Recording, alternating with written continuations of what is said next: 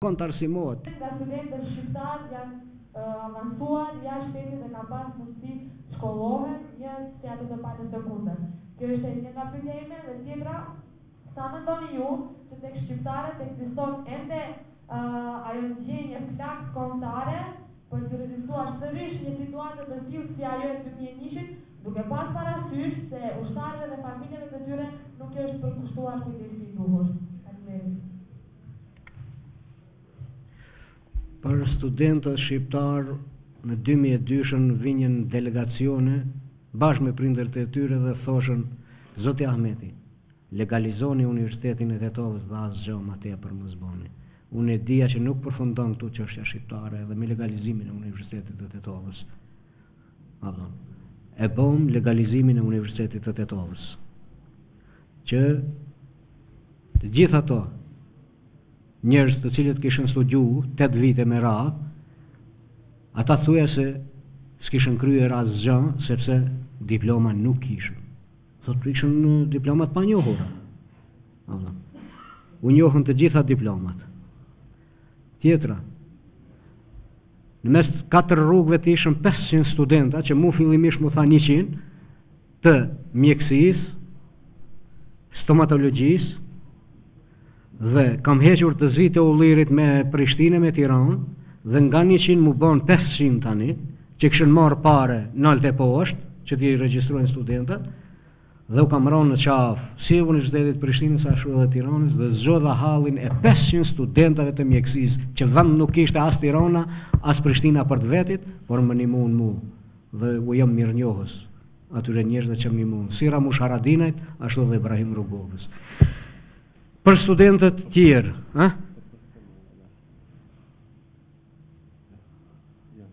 njën është?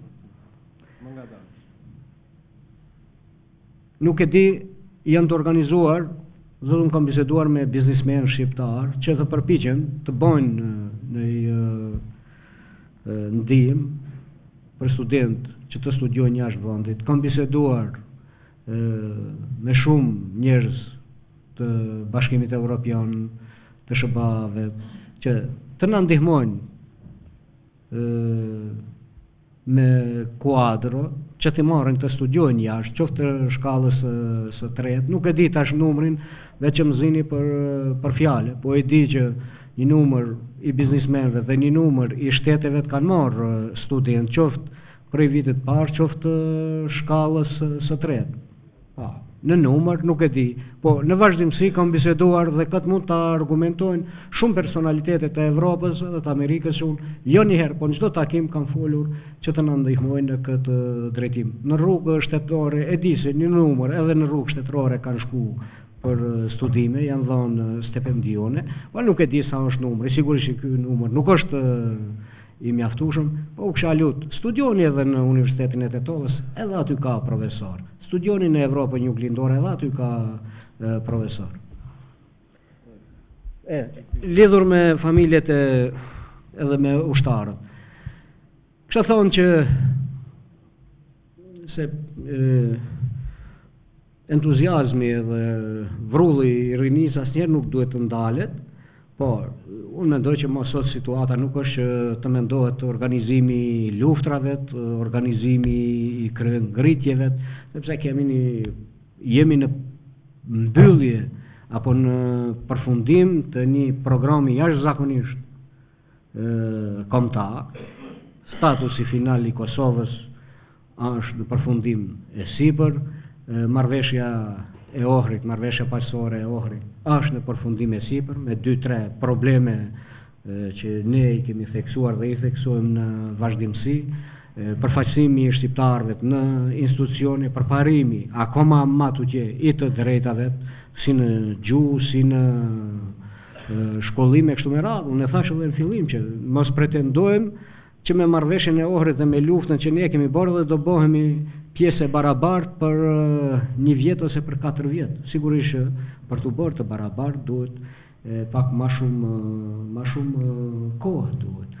Dhe trajtimi i ushtarëve të ushtrisë shqiptare kombëtare, jo rastësisht ne kemi kërkuar që të sanksionohet dhe të zgjidhet përfundimisht ky problem, sepse deri më tani janë kujdesur shoqata e veteranëve dhe invalidëve të luftës.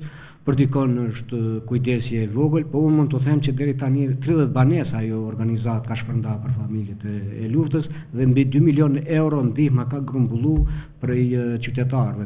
Po ata nuk marrin topanin dhe dalin në përçarshit Shkupit dhe me thonë se kemi nimu kaq edhe kemi nimu aq, edhe me marr kamionat edhe me propagandu shoqata humanitare.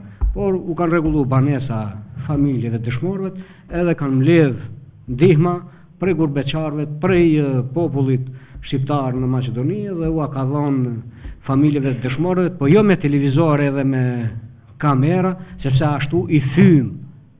Sepse bitë e tyre nuk kanë ra që ne të shkuem me kamera aty dhe t'i japim 1000 euro. Sepse ai ka dhënë djalin.